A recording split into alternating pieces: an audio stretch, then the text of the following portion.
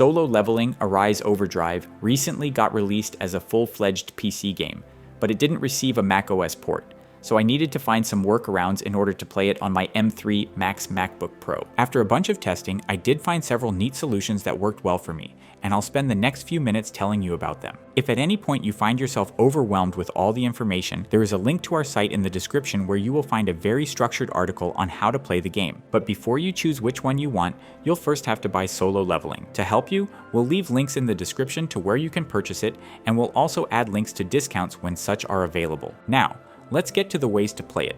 The first method you can use is Boosteroid, the cheapest cloud gaming service that's actually any good. The main draw of cloud gaming is that your machine doesn't matter so long as you can supply it with around 40 megabits of stable internet. And if you've got a faster connection, you can crank up everything to max even in 4K, and you should be more than fine. Solo Leveling may not be the heaviest game for 2025, but it's still relatively demanding, especially if you want to play it with high graphics. Boosteroid lets you do that with ease without needing to worry about performance.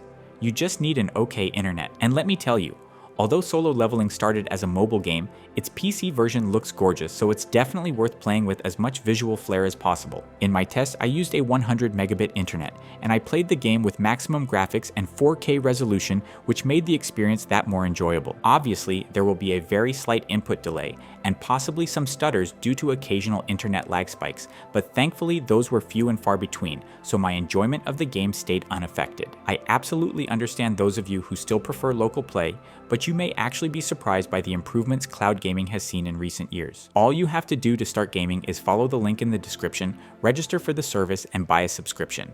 Then just search for the game and click play. It's all pretty easy, but we have a how-to tutorial if you need it, and an overview of the service if you want something more in-depth to make up your mind.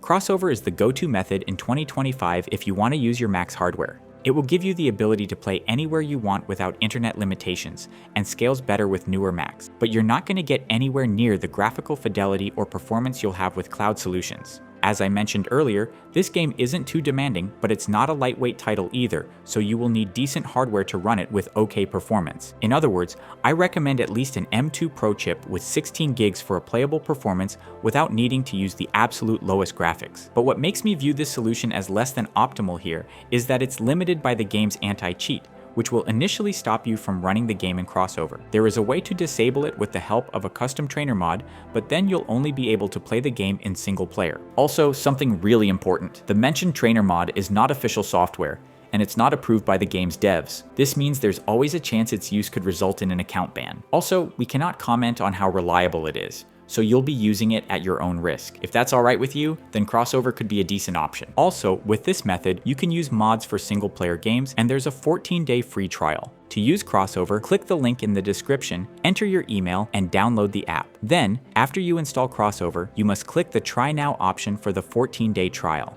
If you need a longer tutorial, visit our video on that. Just note that the experience with Crossover can sometimes vary between updates, so don't be surprised if it suddenly starts to break the game. If this happens, check our site for the detailed instructions, or you'll have to research this on your own.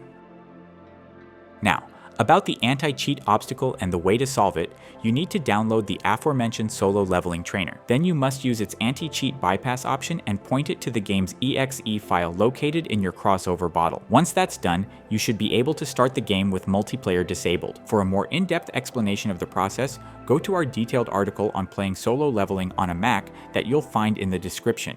Sikarugir is currently the most popular replacement for Whisky since the latter got discontinued by its developer. Think of it as a DIY version of Crossover. It's free, but it's not as reliable or user-friendly. I personally prefer Crossover, but if you are on a tight budget, you can give Sikarugir a go. For this game in particular, Sikarugir gets the job done and lets you play it on a Mac, but you should still be prepared for occasional bugs while working with the tool. Note that Sikarugir also requires you to disable the game's anti-cheat to be able to play it with this method. As for the setup, you first need to install Homebrew, then Sikarugir itself, then Steam, and then the actual game. The process takes a bit more time compared to the other methods here, and so is beyond the scope of this video. For detailed guidance on how to set up Sikarugir, just click the respective video in the description and it will show you exactly what to do.